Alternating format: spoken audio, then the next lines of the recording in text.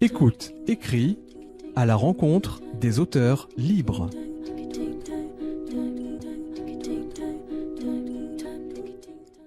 Bonjour Damien, rebonjour Damien, vous êtes formateur de métier, donc président de l'association Le Cercle des Écritures de Nantes. Vous êtes écrivain et animateur également. Animateur tout à fait d'ateliers d'écriture. Vous avez publié en auto-édition et en petite maison d'édition également. Vous êtes adhérent de l'association des romanciers nantais et vous avez remporté de nombreux concours de nouvelles.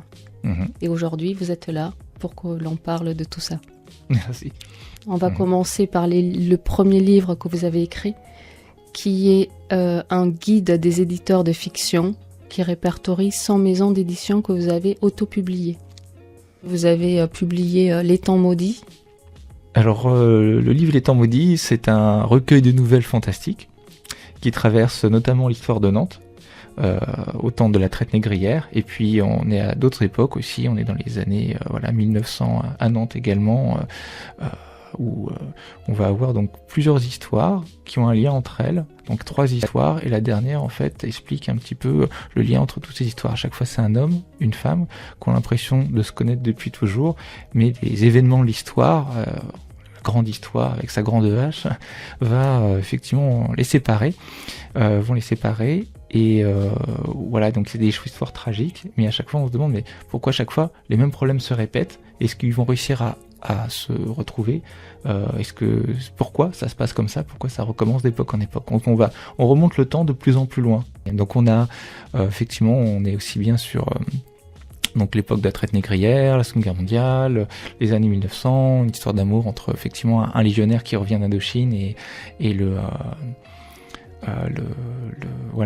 jeune trapéziste aussi qui est en train de se retrouver, et le personnage est poursuivi par des démons réels ou imaginaires, c'est ça qui a un côté un peu fantastique. Est-ce que c'est vrai? Est-ce que c'est dans sa tête? Et elle va essayer de l'aider, et ça va aller de plus en plus loin. Voilà. Qui a permis.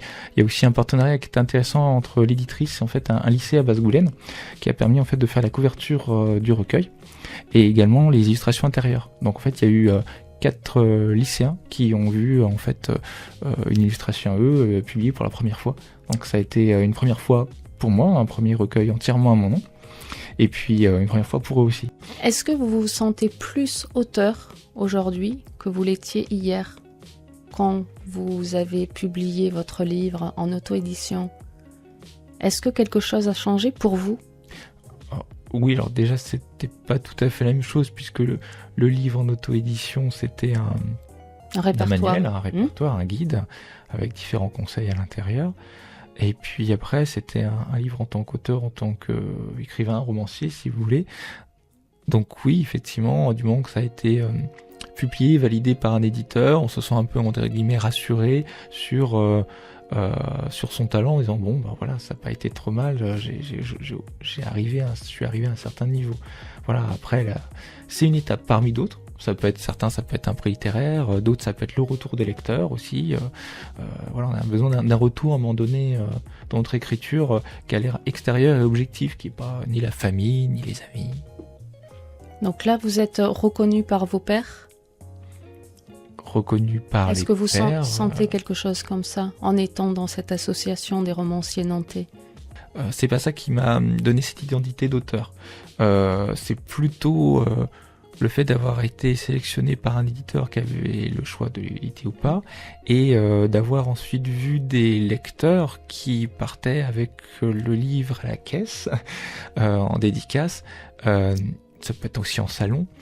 Et qui me dit oui, effectivement là il y a une responsabilité d'auteur, faut qu'on fasse la chose la plus la mieux possible, puisque quelqu'un part après avec le livre, on a une responsabilité par rapport au lecteur. C'est comme ça que je l'ai ressenti la chose.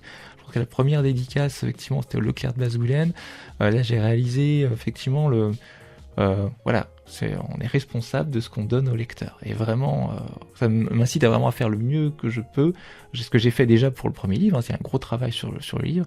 Et puis sur les prochains, vraiment. Merci beaucoup Damien. Si cette vidéo vous a plu, laissez un commentaire, un like et abonnez-vous pour ne rien rater sur l'auto-édition.